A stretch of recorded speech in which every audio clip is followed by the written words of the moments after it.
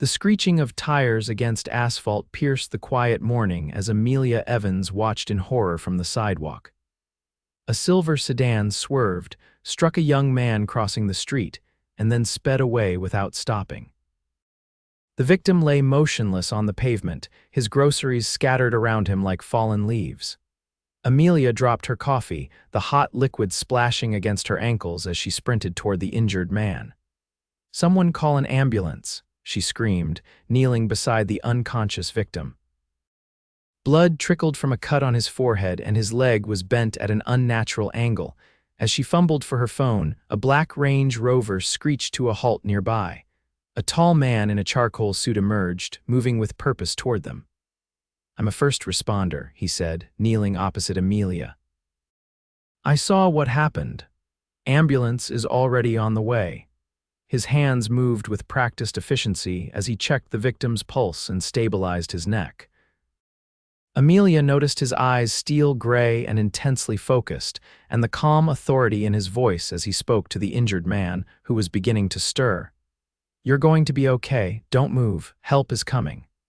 Amelia handed him her scarf, which he used to apply pressure to the head wound. Their fingers brushed momentarily, and she was surprised by how warm his hands were despite the chilly October morning. "I'm Ethan," he said without looking up from his work. "Ethan Sinclair." "Amelia Evans," she replied, her voice steadier than she felt. "I saw everything." The car didn't even slow down. Within minutes, paramedics arrived, and Ethan stepped back, allowing them to take over.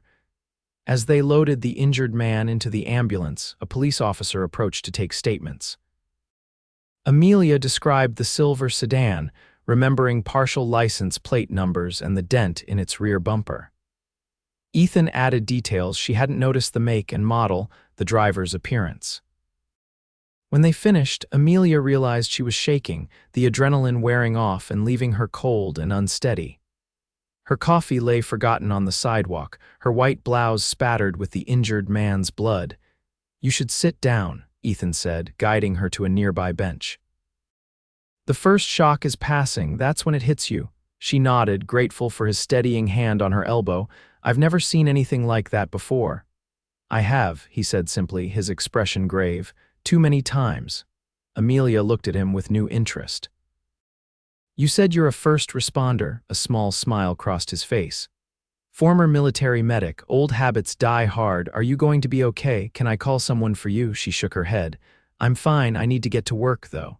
She checked her watch and winced. "I'm already late."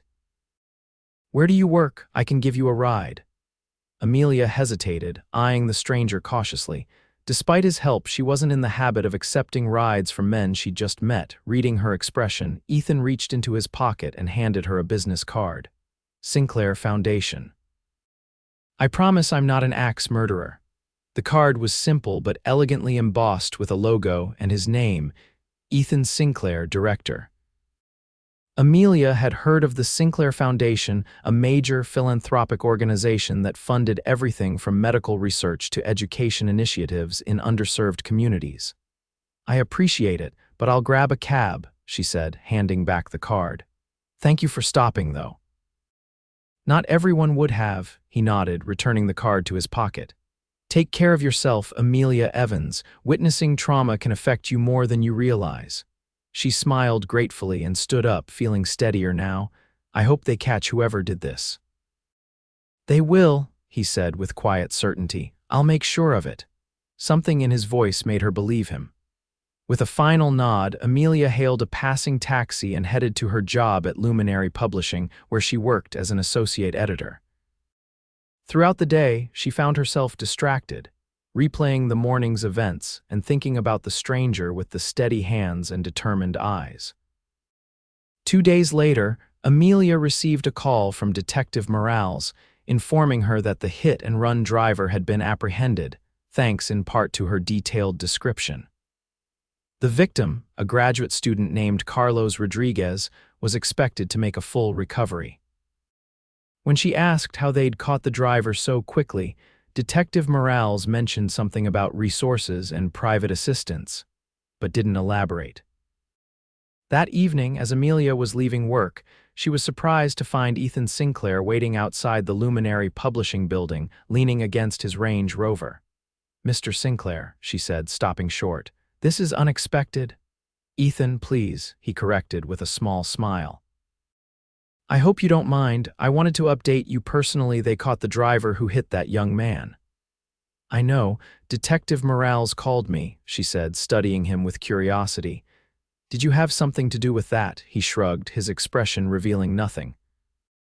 "I have some connections with the police department through my foundation's community outreach programs. I made a few calls." Amelia wasn't convinced by his casual tone. "Detective Morales mentioned private assistance. That was you, wasn't it?" Ethan looked away briefly before meeting her eyes. "Carlos Rodriguez is a biomedical engineering student on scholarship. He's developing affordable prosthetics for children in developing countries. I couldn't let the person who nearly killed him walk away." "How do you know all that?" "I make it my business to know," he said simply. Then, changing the subject, "Have you had dinner? There's a small Italian place around the corner that makes incredible arancini." The invitation caught her off guard. "Why are you really here, Mr. Sinclair?" His expression softened. "Because you were brave that morning. Most people would have stayed on the sidewalk, called 911, and gone about their day. You didn't hesitate to help a stranger in need." "Neither did you," she pointed out. "I've been trained for emergencies. You haven't." Amelia considered him for a moment. He was handsome, certainly tall and broad-shouldered with dark hair that fell just above his collar, but there was something else about him that intrigued her. A sense of purpose, perhaps, or the way he seemed completely present in every moment. "One dinner," she agreed finally. "But I'm not dressed for anything fancy." Ethan smiled, and it transformed his serious face. "Neither am I, and Marcello's is more about the food than the dress code." Marcello's turned out to be a cozy, family-owned restaurant tucked between a bookstore and a florist. The owner greeted Ethan by name and led them to a quiet corner table. As promised, the arancini were perfect crisp on the outside, with molten centers of risotto and cheese. Over dinner, Amelia learned that Ethan had served as a combat medic for 8 years before returning home to take over his family's foundation. He spoke about his military service with humility, deflecting her questions about the medals he must have earned and focusing instead on the medical training that had allowed him to help Carlos. "What about you?" he asked, refilling her wine glass. "How did you end up at Luminary?" Amelia told him about her literature degree, her move to the city 5 years ago, and her slow climb from assistant to associate editor. "I specialize in narrative nonfiction," she explained. "Memoirs, biographies, journalistic accounts, stories that matter, any books I might have read." "Did you read Through the Darkness last year, the memoir by the war correspondent who was held hostage in Syria?" Ethan's eyes widened slightly. "I did. It was extraordinary. That was yours." "I didn't write it," she clarified with a laugh, "but I edited it, yes. Worked with James for almost 2 years to shape the manuscript. It changed how I think about conflict journalism," Ethan said, genuine admiration in his voice. "That's impressive work, Amelia." The conversation flowed easily after that, touching on books, travel, and their shared love of classical music. By the time they finished their tiramisu, Amelia realized 3 hours had passed and she'd enjoyed every minute. "I should get home," she said reluctantly, reaching for her purse. "Early meeting tomorrow." "Let me drive you," Ethan offered. When she hesitated, he added, "It's late and I'd feel better knowing you got home safely." This time, Amelia accepted. As they drove through the city streets, she found herself watching his profile, struck by how at ease she felt with him despite the unusual circumstances of their meeting. When they reached her apartment building, Ethan walked her to the door. "Thank you for dinner," she said. "It was unexpected." "In a good way, I hope." "Yes," she admitted with a smile. "Definitely good. Would you have dinner with me again? Friday, perhaps?" Amelia considered him for a moment. "Why me, Ethan? You could have anyone." His expression turned serious. "Because when I saw you kneeling in the street beside Carlos, not caring about your clothes or your coffee or your schedule, I saw someone I wanted to know better." The sincerity in his voice made her heart quicken. "Okay," she said softly. "Friday," He smiled then, lighting up his face. "I'll call you. Good night, Amelia." True to his word, Ethan called the next day and they set plans for Friday night. Over the following weeks, their dinners became regular events, supplemented by walks through the city's parks and visits to small art galleries. Ethan was attentive and thoughtful, bringing her obscure books he thought she might enjoy and remembering details about her preferences that even longtime friends overlooked. What Amelia didn't immediately realize was the extent of Ethan's wealth and influence. The Sinclair Foundation was merely one facet of his family's empire, which included interests in renewable energy, medical technology, and international real estate. Ethan rarely spoke about his business affairs, preferring to focus on the foundation's work and increasingly on Amelia. The truth began to emerge gradually. First, there was the fundraising gala where several prominent figures greeted Ethan with deference. Then, the casual mention of his private pilot. Finally, the newspaper article profiling New York's most influential under 40, with Ethan's photograph prominently featured. "Why didn't you tell me?" Amelia asked one evening as they walked along the river. "About who you really are." Ethan stopped, facing her with a guarded expression. "Would it have changed anything if you'd known from the beginning?" "Of course it would have," she said honestly. "I'd have been intimidated, probably assumed we had nothing in common." And now, Amelia studied his face, the face that had become so dear to her over the past 2 months. "Now I know you better. The money doesn't define you." He reached for her hand, interlacing their fingers. "My family's wealth is a responsibility, not an identity. I wanted you to see me, not the Sinclair name or the foundation or any of that." "I do see you," she said softly. "I see the man who stops for strangers in need, who remembers how I take my coffee and which Chopin Nocturne is my favorite, who carries medical supplies in his glove compartment just in case." Ethan's smile was tinged with relief. "And you're still here." "I'm still here," she confirmed, squeezing his hand. That night, Ethan kissed her for the first time beneath the twinkling lights of the Brooklyn Bridge. His lips were gentle but assured, and Amelia felt the world narrow to just this moment, just this man whose arms had become her favorite place to be. As their relationship deepened, Amelia discovered more layers to Ethan. Behind his reserved exterior was a man of profound compassion, shaped by both privilege and loss. His mother had died from a rare disease when he was 14, spurring his father's commitment to medical research and eventually leading to Ethan's military service.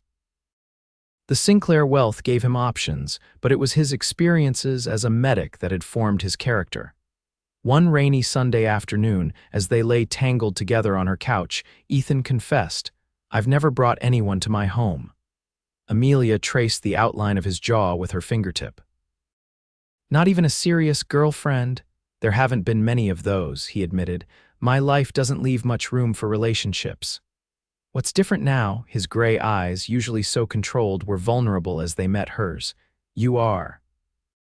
The following weekend, Ethan took her to his penthouse apartment overlooking Central Park. The space was surprisingly warm and personal, filled with books, photographs from his travels, and artwork from the countries where his foundation operated. Floor-to-ceiling windows framed the city's skyline, but Amelia was more interested in the man beside her, seeing him in his own environment. "It's beautiful," she said, running her fingers along a shelf of first editions. "It feels like you." Ethan watched her move through his space, a mixture of tenderness and nervousness in his expression.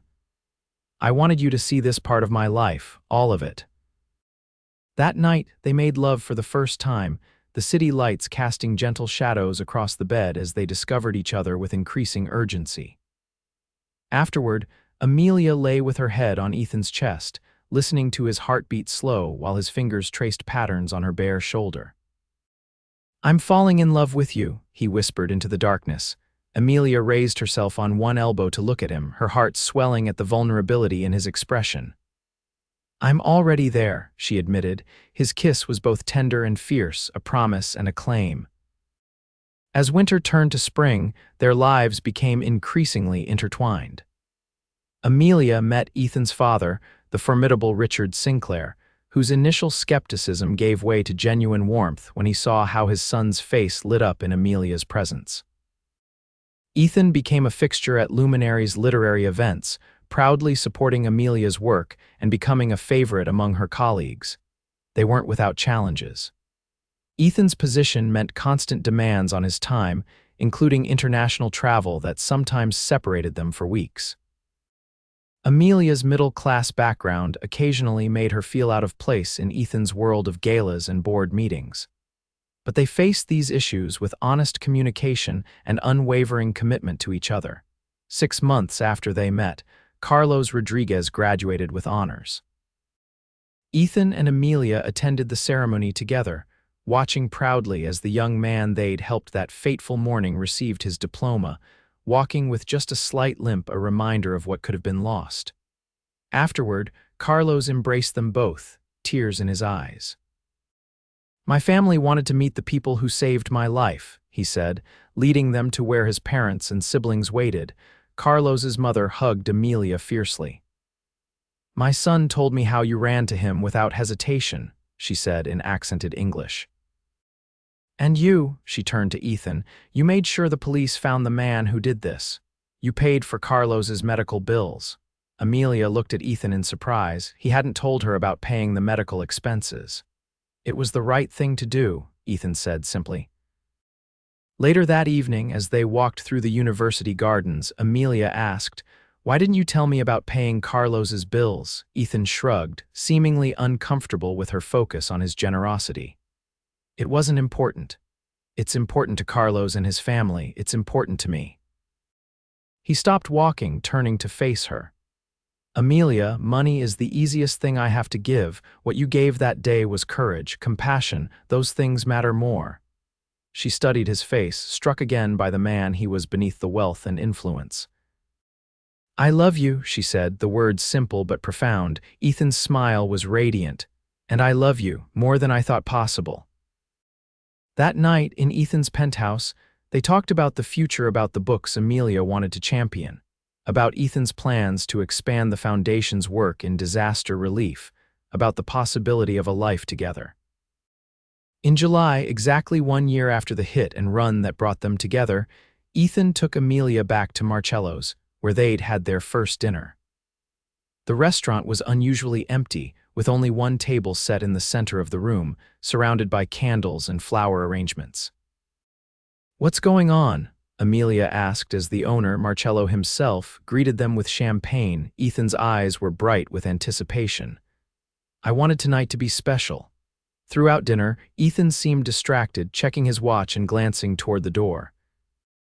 After dessert was served, the restaurant door opened, and Amelia turned to see Carlos Rodriguez enter, followed by several of her colleagues from Luminary, her best friend Rebecca, and even Ethan's father. "Ethan?" she questioned, bewildered by the sudden gathering. He stood, taking her hand to pull her gently to her feet. "A year ago, a terrible moment brought us together," he began, his voice steady despite the emotion in his eyes. "You showed me who you are in that first instant, brave, compassionate, without hesitation." Understanding dawned as he reached into his pocket and lowered himself to one knee. The room fell silent. "Every day since then has been a gift," he continued. "You see me for who I am, not what I have. You challenge me, support me, love me completely." His voice caught slightly. "Amelia Evans, will you marry me?" The ring he held was a sapphire surrounded by diamonds, its blue depths reminding her of the sky on the morning they met. "Yes," she whispered, then louder, "Yes, of course I will."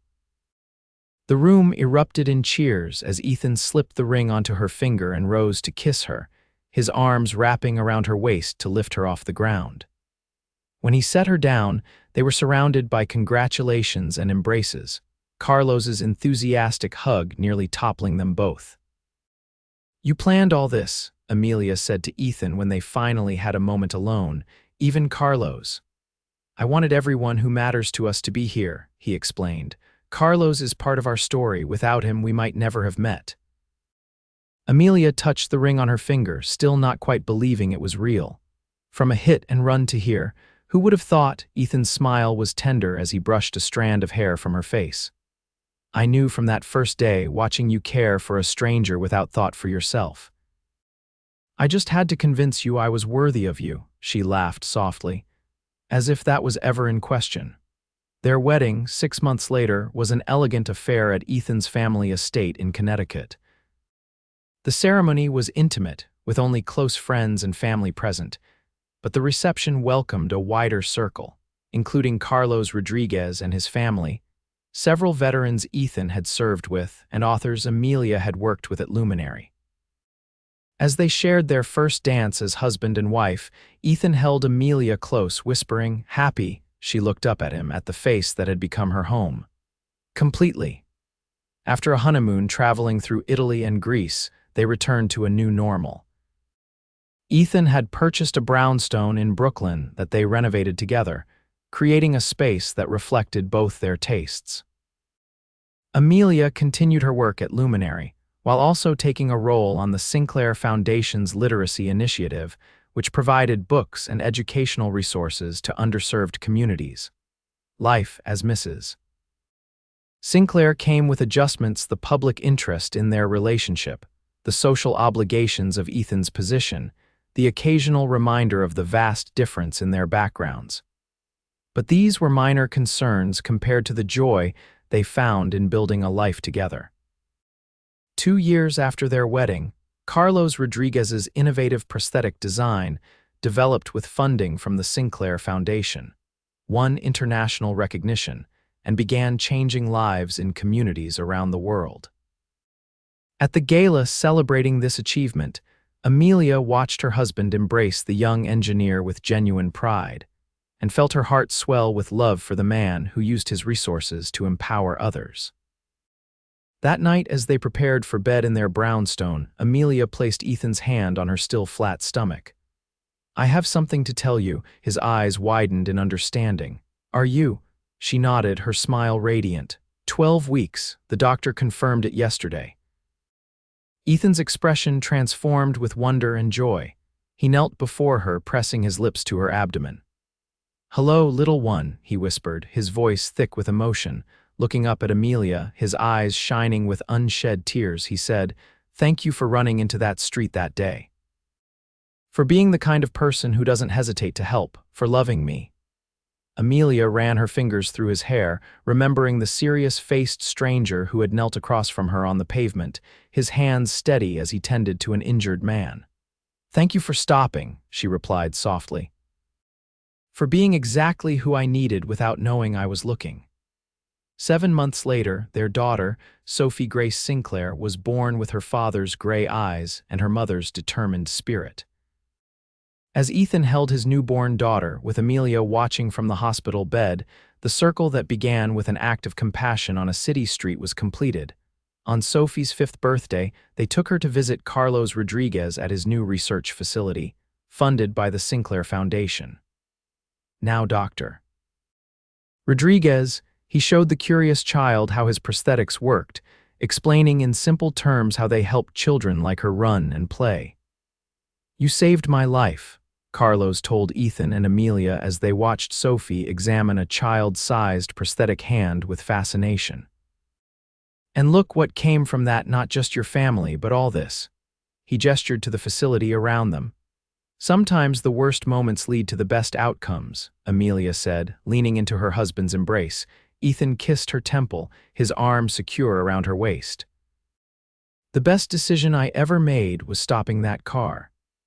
As Sophie ran back to them, her face alight with excitement, Amelia thought about the strange paths that lead people to each other, how a moment of tragedy had become the foundation for a lifetime of love. She thought of the countless lives touched by the work they now did together through the foundation, the books she helped bring into the world, and the family they had created. "No regrets?" Ethan asked softly, seeming to read her thoughts. Amelia smiled up at him, at the man who had once been a stranger rushing to help, now the center of her world. "Not a single one."